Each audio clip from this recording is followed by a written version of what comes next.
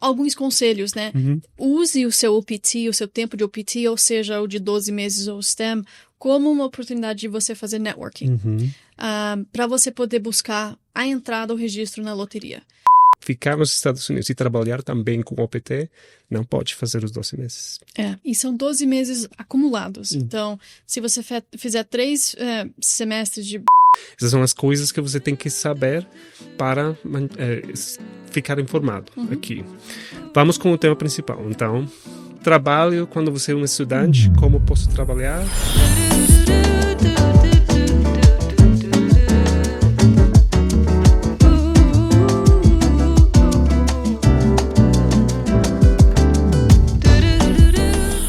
Bem-vindos ao Vozes Imigrantes, o seu podcast onde nós desmistificamos e explicamos tudo sobre imigração nos Estados Unidos. Eu sou a Thamis Gertner. Eu sou Maurício Torres. E esse episódio é para quem já está aqui como estudante internacional ou está pensando em vir estudar nos Estados Unidos. Isso. Todos os estudantes perguntam: eu posso ter uma permissão de trabalho? Como posso obter uma permissão de trabalho?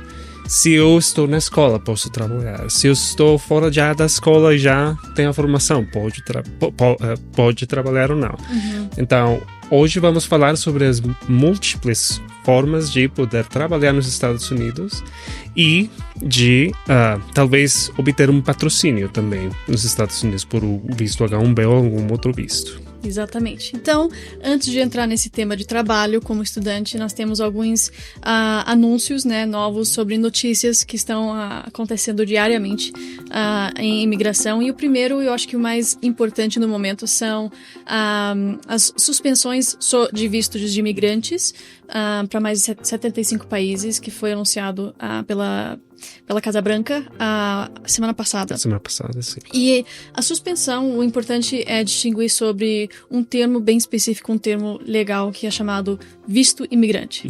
O que é o visto imigrante? Então, o visto imigrante é para a pessoa que quer vir para os Estados Unidos para ficar nos Estados Unidos, para residir ou morar nos Estados Unidos. Então, se a pessoa quer ter um visto de residente, esse é o visto de imigrante. Não é o visto temporário que vamos ter de estudante, H-1B, turista. Então, os vistos que só permitem você entrar nos Estados Unidos por alguns meses ou anos, esses vistos não tem problema hoje com a suspensão. Mas os vistos de imigrante, petições de família, petições por emprego, EB2NW, todas essas petições que são por o formulário I-140 ou I-130, essas são as que têm as suspensões. E a suspensão, ela, né, a justificativa, ou então a explicação por ela é que a imigração quer reavaliar a forma que eles estão solicitando informações sobre a carga pública, que é a determinação se você vai depender de auxílio do governo para se manter nos Estados Unidos. Se você vai, eles podem então negar, né, o seu visto de imigrante. E isso não tem previsão de quando eles vão, né, levantar a suspensão. A gente espera que seja em breve que eles vão retomar as entrevistas. Duas coisas para lembrar então. Quem já está na fila de entrevista, tudo indica que eles vão continuar entrevistando. Porém, depois da sua entrevista, você vai entrar no que a gente chama de Administrative Processing, que é basicamente suspenso, até que eles possam emitir o visto oficialmente. Então, esse é o primeiro. E o segundo, como o Maurício comentou, não afeta quem vem como turista, estudante, visto de trabalho. Então, quem quer vir para a Copa do Mundo, tá legal, pode fazer entrevista, isso não vai afetar vocês. Mas é importante lembrar que no planejamento, quem está começando um processo hoje, talvez não afete você, mas quem já está nessa fase, com certeza. Isso. E também a diferença principal para vocês lembrar, se você está fazendo a petição com o processo do consulado, com o visto de imigrante, aí tem a suspensão. Mas se você está dentro dos Estados Unidos e está fazendo o ajuste de status por I-140 ou I-130, você não tem a suspensão. Migração ainda está aprovando dentro dos Estados Unidos os processos de ajuste de status para as pessoas desses países.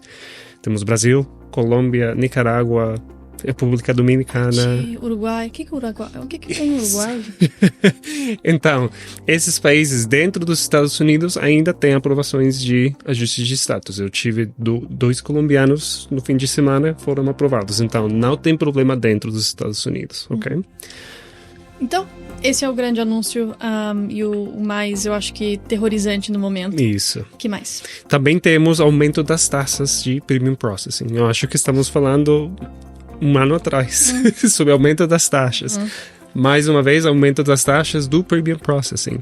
Então, se você quer fazer Premium Processing para o EB2NW, ou para um H1B, ou para um visto de investidor, todos esses processos agora têm mais uma taxa mais alta para você pagar. Então, eu acho que estava 2.805 e agora vai ser 2.965. Então, mais do o que você tem que pagar, e vai ser no 1º de março deste ano. Entra em efeito no 1º de março.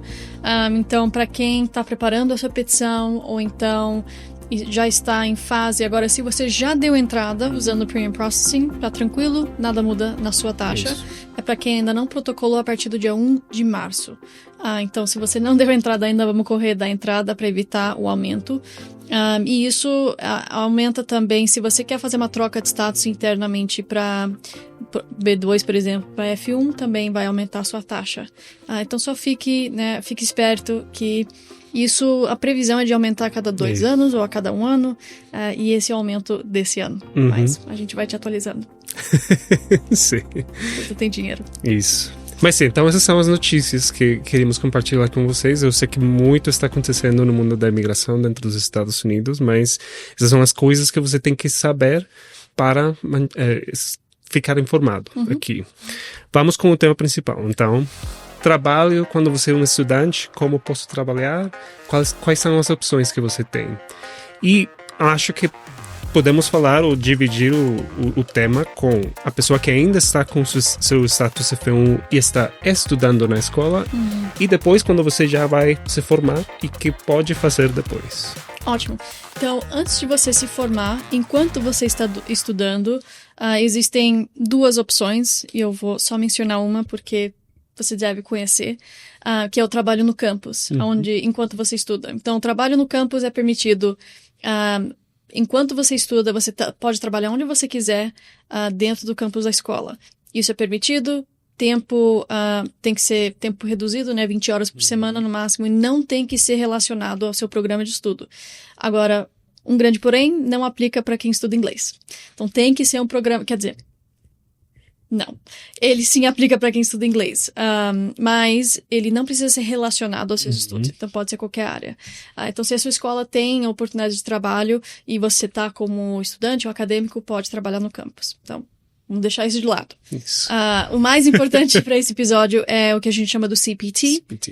Curricular Practical Training. O CPT, ele é o que a gente chama de uma permissão de trabalho, onde você pode trabalhar enquanto você estuda, com alguns requisitos bem específicos. Quais são? Então, o primeiro, não pode ser a pessoa que está estudando inglês. Tem que ser uma carreira, relacionado com os estudos. Então, você tem que estar no college, university, não pode ser com estudos de inglês.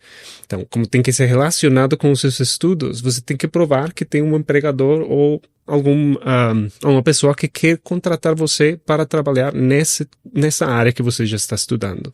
Então, primeiro, tem que ser relacionado com os estudos. E também, você tem um limite de quando pode aplicar para essa permissão na escola. Tem que ter estudado na escola 1 ano antes de poder pedir estar. E esse 1 ano, ele é contado como ano acadêmico. Então, aqui são 3 semestres anuais, seriam 2 semestres estudando e 1 de break. Aí você pode, então, aplicar para o CPT. Então, só lembre, não são 3 semestres estudando. Outras coisas importantes. O CPT, ele é interessante porque ele permite que você trabalhe enquanto você estude. Você pode trabalhar 20 horas por semana enquanto você estuda. Agora, se você está no semestre de break, você pode trabalhar tempo integral. 40 horas por semana. Então, ele tem, né, esse benefício. E a outra coisa que eu acho bem interessante é que ele não precisa de permissão de trabalho. Isso. Esse é o grande benefício dele. Você não tem que aplicar com o USCIS por uma permissão, não tem que esperar o cartão chegar para você poder começar a trabalhar. Basicamente, você vai apresentar uma carta de oferta de trabalho para sua escola.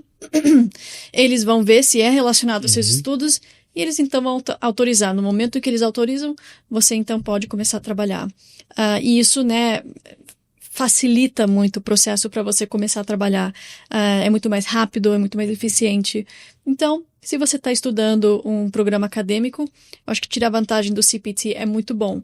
Mas ele tem um limite. Um limite. Então, você pode trabalhar o CPT com part-time ou full-time. Se você faz part-time, então tem 24 meses para fazer aí o seu processo de CPT. Esse é o limite. E não tem problema se vai fazer os 24 meses com part-time. Se você faz CPT, que vai ser full-time, integral, então você tem um limite. Se você faz todos os 12 meses que você tem que fazer com o CPT, você vai perder a oportunidade ou a possibilidade de fazer o OPT, que é o que você vai receber a permissão de trabalho após a formação.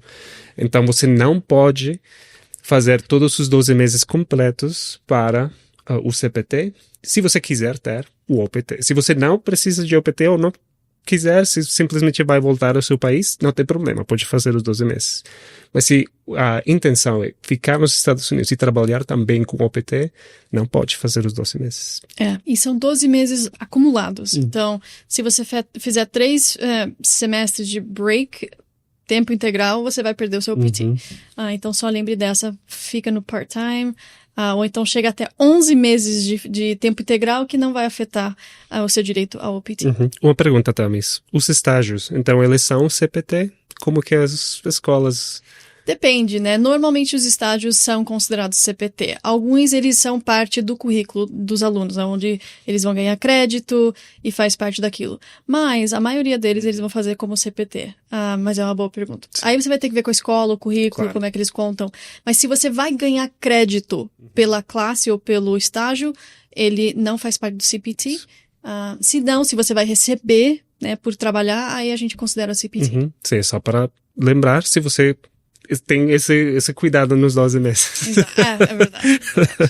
Vamos lá, com a outra opção. Então, resumindo, essas são as opções enquanto você estuda. Isso. Agora, depois que você se forma, o que tem? Então, tem agora o OPT, que é o Optional Practical Training. E aí, você vai ter permissão de trabalho que se precisa de um processo com a imigração. Então, você sim tem que fazer o formulário para pedir a permissão de trabalho, o cartão, para poder, então, também mostrar ao USCIS que você tem um trabalho relacionado com seus estudos, com a sua formação, e que você vai trabalhar ou praticar o que você já aprendeu no momento do estudo na escola. Então, esse também tem duração diferente dependendo dos estudos. Sim, e um grande limite é que você recebe até 12 meses totais. E o problema que eu vejo com ele são tempos, né? Onde, se você tem que aplicar para uma permissão de trabalho, primeiro, você pode aplicar até 90 dias antes de você se formar. Então, se vai se formar em maio, pode ser em fevereiro. Agora, as permissões de trabalho estão demorando 3 a 4 meses. Então, é importante que você dê entrada assim que você puder, antes de se formar. E você não pode começar a trabalhar até que saia a permissão de trabalho, a física. Você não pode começar a trabalhar antes. E o empregador também não pode começar a te pagar antes de sair a permissão de trabalho. Esse é o grande, né, diferencial entre o CPT e o OPT. E como o Maurício comentou, ele tem que ser relacionado aos seus estudos. Então, como é que funciona basicamente o OPT? Primeiro, você vai ter uma oferta de trabalho relacionada aos seus estudos. Segundo, você vai receber uma carta de oferta de trabalho. Com essa carta, você vai apresentar ela para sua escola. O representante da escola vai avaliar e sim confirmar é relacionado aos estudos e vai entrar no sistema do SEVES lá. Olha, isso aqui está solicitado. Quer dizer que eu dei o meu ok. E isso você vai pegar e mandar para a imigração e USCIS pedindo agora a sua permissão de trabalho. Tem que pagar a taxa para a permissão de trabalho e você tem que esperar. Então, algumas coisas para você lembrar, não é tão rápido quanto o CPT. Isso. E você tem que planejar bem. E tem que obter a permissão também da escola. Quando você já for aprovado, você também vai ter que reportar à escola e a migração, a escola vai ajudar com esse reporte, mas você tem que informar a imigração se você está trabalhando para essa mesma empresa. Ou se você trocou de empregador, você também tem que fazer um reporte para a imigração para que eles tenham informação de onde você está trabalhando e se você ainda está trabalhando na sua área de estudo.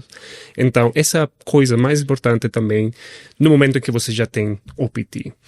Agora, se você já vai terminar o processo de OPT, já vão terminar os 12 meses, então você tem a opção de talvez fazer um processo de patrocínio, ou se você tem um estudo que é área STEM, com ciência, tecnologia, engenharia ou matemática. Então você, se tem STEM degree, você pode fazer uma extensão de 24 meses. Mas a extensão também não é simplesmente automática e agora também precisa de um processo com a imigração. E como é que funciona, Thames? Então, esse é um pouco mais rígido. Primeiro, né, você tem que confirmar que o seu programa qualifica para o STEM. Se ele qualifica, você tem que aplicar antes que expira o seu OPT. E você não vai poder continuar trabalhando se o STEM estiver pendente. Então, tem que levar isso também em conta.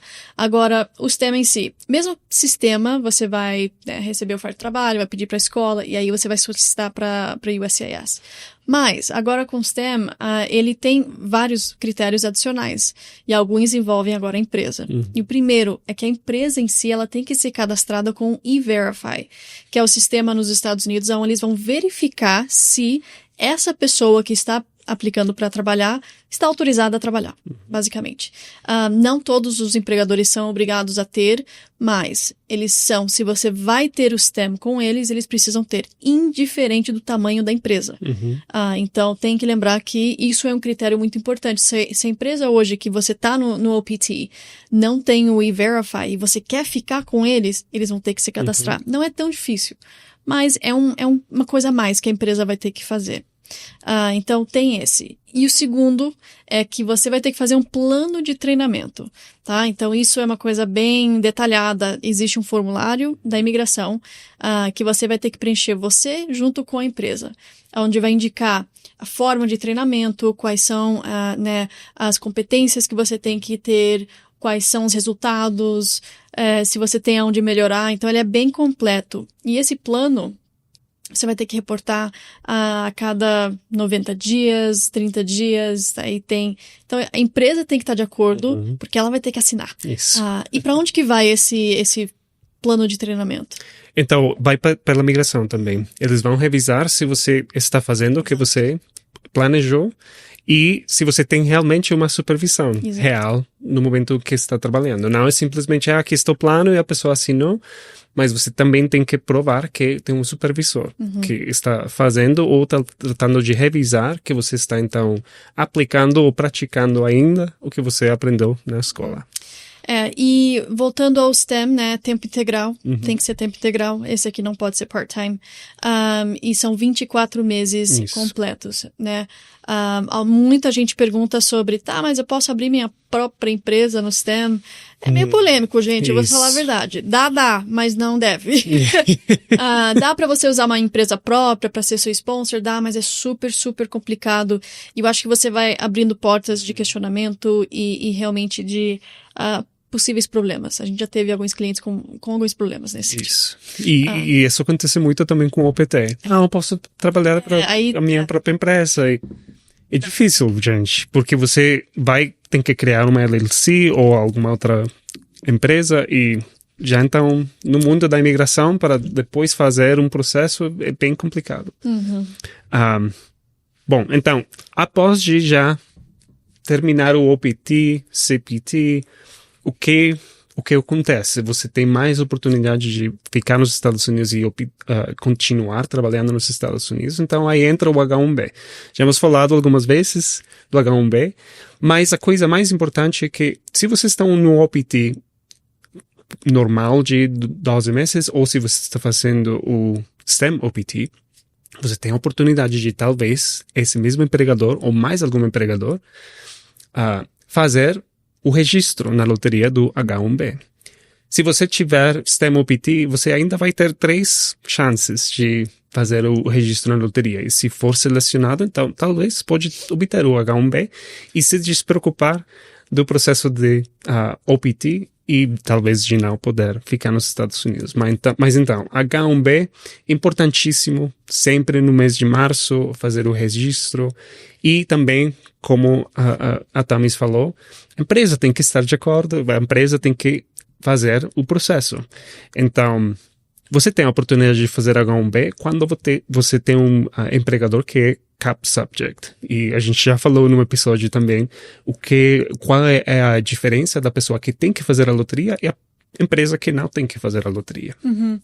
Então, a gente não vai voltar a falar sobre cap e não cap, mas alguns conselhos, né? Uhum. Use o seu OPT, o seu tempo de OPT, ou seja, o de 12 meses ou STEM, como uma oportunidade de você fazer networking. Uhum. Para você poder buscar a entrada ou registro na loteria.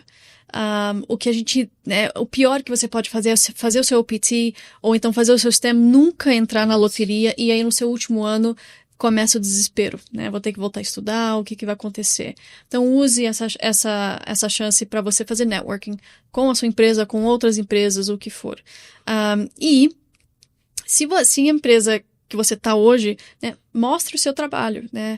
A maioria dos clientes que a gente tem aqui, que são empresas, eles topam fazer depois que eles têm o funcionário lá, 1 ou 2 meses, eles vejam, pô, o cara, ela realmente querem se destacar, se aplicar e a gente quer ajudar.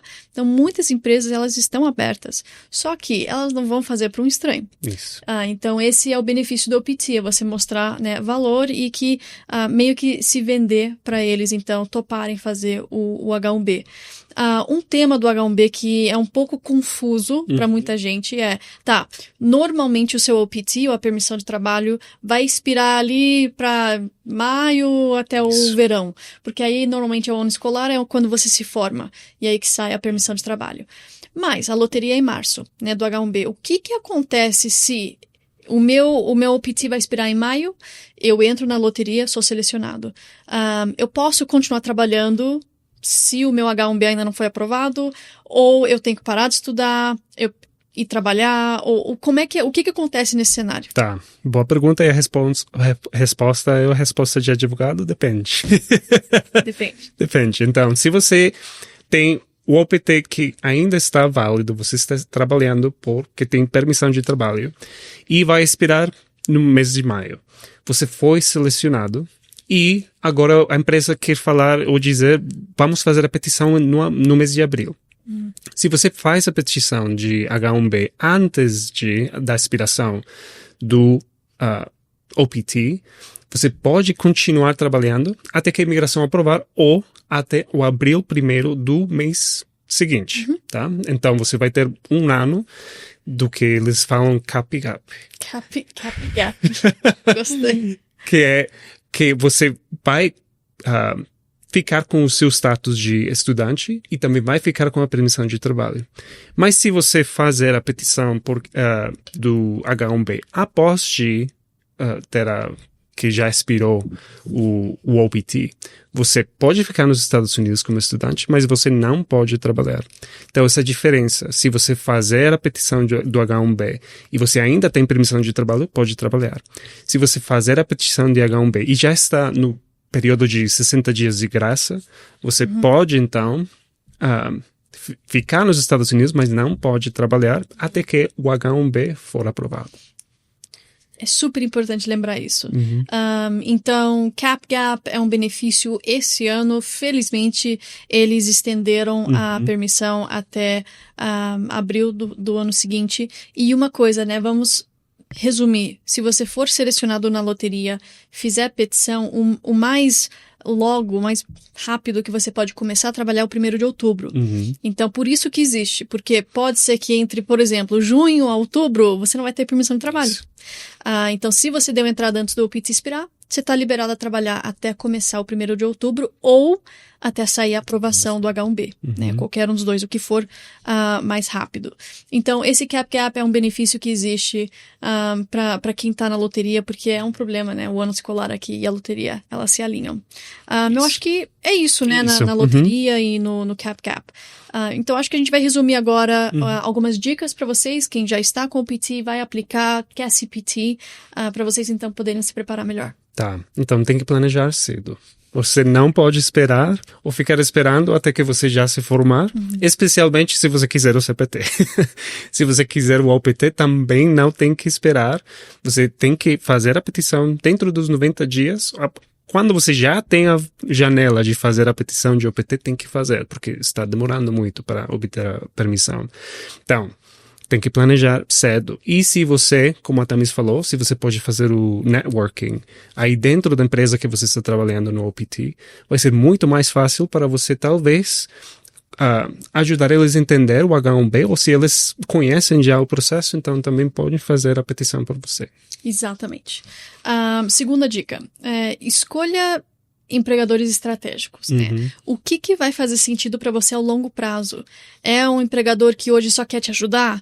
É um empregador que possivelmente tem oportunidades de crescimento, já fizeram alguns processos de H1B, aí já tem uma abertura mais a longo prazo. Então, pense nisso ao considerar aplicar ou para o OPT ou então para o CPT. E também pense talvez em empregadores que fazem já o E-Verify. O E-Verify é um processo que muitas empresas pequenas não querem fazer, porque ele é burocrático e você não pode contratar quem não tem permissão. Então, pense E-Verify. E também, o último, que é do outro episódio que nós fizemos, é quem não entra na loteria. Então, as empresas, organizações que são isentas da loteria, também estrategicamente muito boas para você buscar um H1B ou então uma futura oportunidade de trabalho a longo prazo. Isso. Então, ótima dica. A seguinte vai ser manter o seu status impecável, sem problemas. Por favor, não violar o status de estudante. Muitas vezes pensamos que a imigração não vai saber que eu trabalhei fora do campus sem autorização. A imigração não vai saber que eu talvez criei uma empresa, não trabalhei pela empresa. Essa também é uma área muito polêmica.